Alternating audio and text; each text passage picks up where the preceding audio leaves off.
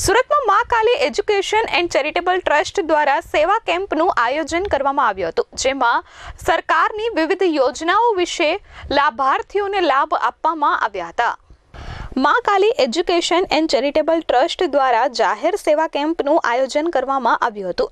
તારીખ 23/4/2025ના રોજ આયોજન કરવામાં આવ્યું હતું, જેમાં 1001 વિધવા બહેનોને સાડીનું વિતરણ કરાયું હતું। આ સાથે વિના મૂલ્યે આયુષ્યમાન કાર્ડ કાઢી આપવામાં આવ્યું હતું અને ઓછા વ્યાજ દરવાળી લોન લાભાર્થીઓને આપવામાં આવી હતી।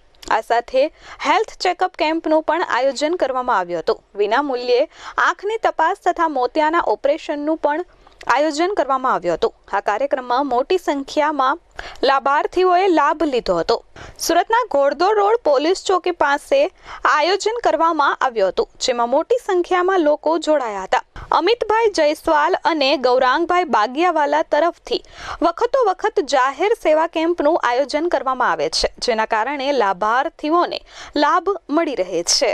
મારું નામ ગૌરાંગ કાંતિભાઈ બાગિયાવાલા, મા કાલી એજ્યુકેશન ચેરિટેબલ ટ્રસ્ટ ઉપપ્રમુખ। આજ રોજ 23/4/2025ના રોજ મા કાલી એજ્યુકેશન ચેરિટેબલ ટ્રસ્ટના માધ્યમથી એક સેવા સેતુનો કેમ્પ રાખવામાં આવ્યો હતો।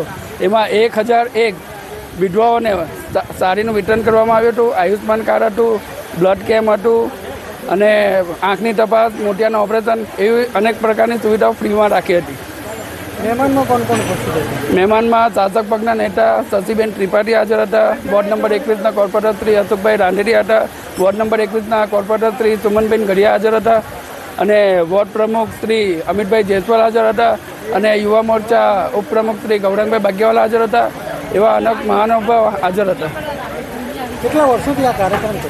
અમે છેલ્લા 4 વર્ષથી આ કાર્યક્રમ કરીએ છીએ અને તેવાનો લોકોને લાભ અપાવીએ છીએ અને અત્યાર સુધીમાં 2000થી વધુ લોકોએ લાભ લીધો છે। મારું નામ અમિત સીતારામ જયસ્વાલ, મા કાલી એજ્યુકેશન એન્ડ ચેરિટેબલ ટ્રસ્ટ પ્રમુખ। આજે શું કાર્યક્રમ રાખવામાં આજરોજ અમારા ટ્રસ્ટ તરફથી 1001 વિધવા બહેનોને સાડીનું વિતરણ કરવામાં આવ્યું, વિનામૂલ્યે આયુષ્માન કાર્ડનું વિતરણ કરવામાં આવ્યું। આયુષ્માન કાર્ડ બનાવવા માટેનો કેમ્પ બી હતો, બ્લડ કેમ્પ, પછી આ મોતિયાનું ઓપરેશન ફ્રીમાં કરવામાં આવ્યું, આંખની તપાસ ફ્રીમાં કરવામાં આવી, પછી મેડિકલ ચેકઅપ આપણે ફ્રીમાં કરવામાં આવ્યું અને ટોટલ 1001 બહેનો, અમારા મત વિસ્તારની તમામ બહેનોને અમે 1001 બહેનોને ફ્રીમાં વિતરણ કરવાનું સાડીનું।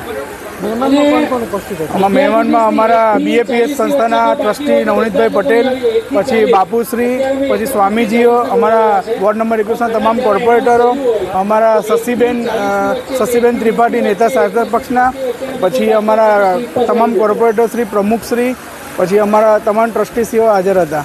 Bureau report S24 news, Surat.